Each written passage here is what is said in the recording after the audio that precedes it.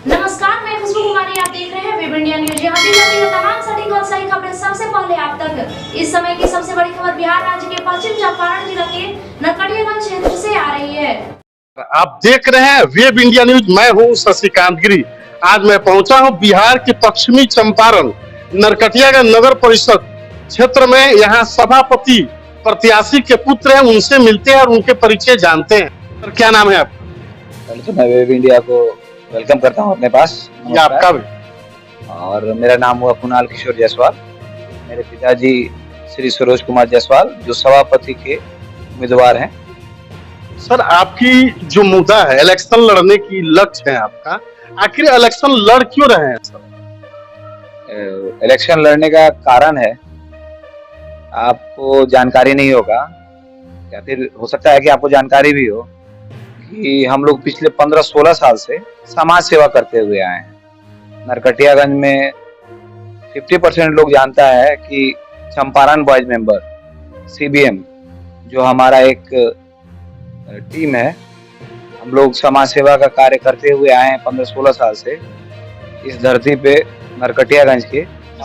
समाज सेवा जो किए हैं तो जनता चाहती है, जानना चाहती है कि कौन सा समाज सेवा किए। जी बिल्कुल, एकदम जानकारी होना चाहिए। और इसी जानकारी के लिए हम आपको बता दें कि हम लोग सबसे पहले शुरुआत में हम लोग के बीच में वार्तालाप हुई।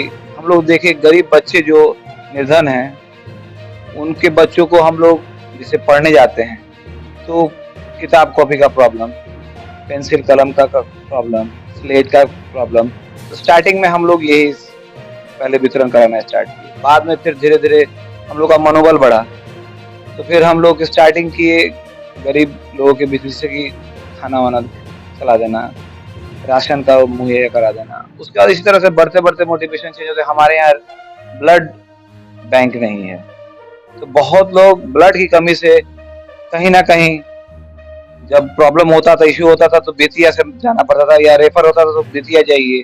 तो हम लोग बीच में एक भावना है कि हम लोग जो भी टीम है, तो किसी के ब्लड को आवश्यकता है किसी का, तो हम लोग ग्रुप बनाए अपने आप मिल के कि जिसका जो भी ब्लड ग्रुप है वो मिलजुल के हम लोग अपना ब्लड ग्रुप अपना चेक करवाए क्या है, तो हम लोग ब्लड डोनेट करना स्टार्ट किए। ये सराहनीय कार्य बिल्कुल सराहनीय है। हम लोग को अच्छा लगता है इस कार्य में।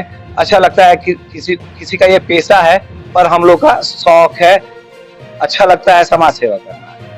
ये हुआ गरीब। उसके बाद से फिर हम लोग के अंदर की भावना और बढ़ती गई, लालसा बढ़ती गई कि हम लोग और अच्छी तरह से लोगों को काम में आए। तो हम लोग का फिर जैसे गरीब लड़की जैसे है, गरीब परिवार की बच्ची है जिसकी शादी है, तो उसका हेल्प करना, जैसे हो जो भी हो हमारे जो क्षमता है उस हिसाब से हम लोग का हेल्प करते हैं। और आपको अभी हाल फिलहाल बीच में कोरोना आया था। कोरोना काल में शुरू से लेके कोरोना चालू होने से पहले जब उसका नोटिस आया था ना कि कोरोना में आप लोग गैपिंग बना के, दूरी बना के रहिए, हैंड सैनिटाइजर यूज कीजिए, ग्लव्स यूज कीजिए और एक दूसरे से जहां तक हो संपर्क कम बनाए, तो उस बीच में हम लोग जागरूकता अभियान चलाए हुए थे। रिक्शा स्टैंड, टेम्पू स्टैंड, थाना, रेलवे परिसर, यहाँ जा के हम लोग ने ग्लव्स डोनेट किया हुआ है, मास्क डोनेट किया हुआ है, हैंड सैनिटाइजर बंटवाया है। ये उस समय का बात है। उसके बाद फिर जब लॉकडाउन लगा, लॉकडाउन लगने के बाद से लोग अपने अपने घर चले गए। रोजमर्रा वाले जो लोग थे जिनको खाने का प्रॉब्लम होता था, क्योंकि जो रोज कमाना है, जिसको रोज खाना है, वो कहाँ से खाएंगे। तो फिर हम लोग आपस में ही मिलके, जो भी हम लोग टीम है 60 लड़के 70 लड़के जो भी थे, तो हम लोग मिल के आपस में ही हम लोग यही इसी परिसर में नीचे हम लोग का दरवाजा खुला हुआ था और डेली खाना बनता था। 400 से 500 आदमी लोगों का खाना बनता था, वहाँ हम लोग खाना खिलाते थे। और इसमें कहीं ना कहीं प्रशासन का हम लोग को सहयोग मिला था। पहले डे जब हम लोग खाना बनवाए थे, तो उस दिन तो हम ये ना सोचे थे कि हमको प्रशासन की मदद करनी है। हम लोग बंटवा के अपना फिर आराम से फिर बैठ गए। तो हमारे पास उस समय चंदन चौहान जी थे, SDM साहब। उनको किसी माध्यम से पता चला कि हम लोग ये कार्य कर रहे हैं। तो उनका फोन आया हम लोग के पास से कि कुणाल जी, आप लोग सेवा भाव में हैं तो आप लोग की हेल्प की आवश्यकता है, क्योंकि जो लोग बाहर से आए थे बस से, उन लोगों को खाना खिलाने का प्रबंध करना था, क्योंकि उस समय प्रशासनिक कोई उपाय नहीं था, क्योंकि हर जगह तो बंद ही था और उनके कर्मचारी भी जो भी होंगे वो लोग भी छुट्टियां पे थे। लॉकडाउन लगा हुआ, सरकारी नियम का पालन करना है सब किसी को। यहाँ घूमना था, हॉस्पिटल में डॉक्टर, सरकारी थाना में ये जो है जो भी है सरकारी अधिकारी, वो ये लोग घूम रहे थे, बीडीओ सीओ ये लोग घूम रहे थे, अपना जहाँ तक देखना था, लेकिन खाना का प्रबंध कहीं नहीं था। तो उस समय उन्होंने जो कहा कि आप 2-3 बस आया हुआ है, जो कि लोग खाना खिलाना बहुत भूखे हैं, हम लोग भी भूखे के लिए ही तैयार हुए थे।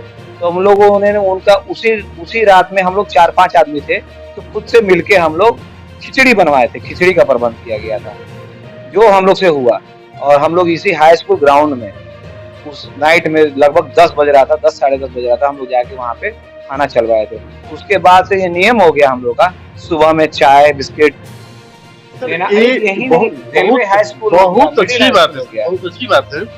आपने जो किया वो पहले आपने किया, लेकिन सबसे बड़ी मकसद के जो आपने कर चुके सर, वो तो काम हो चुका है, बीत चुका है। बीत चुका नहीं है, अभी भी हम कर रहे हैं, अभी भी कर रहे हैं। लेकिन अभी करने का मतलब है कुछ वजह से हम नहीं कर पा रहे हैं, तो जो भी हमारे टीम के लोग हैं वो साइड से कर रहे हैं, लेकिन कोई चीज बताया नहीं जा रहा है कि अगर किसी की मदद करते हैं, क्योंकि अभी लगा हुआ है, आप जानते ही हैं, जब आप चुनाव लड़ते हैं तो आप कहीं किसी का मदद नहीं कर सकते हैं।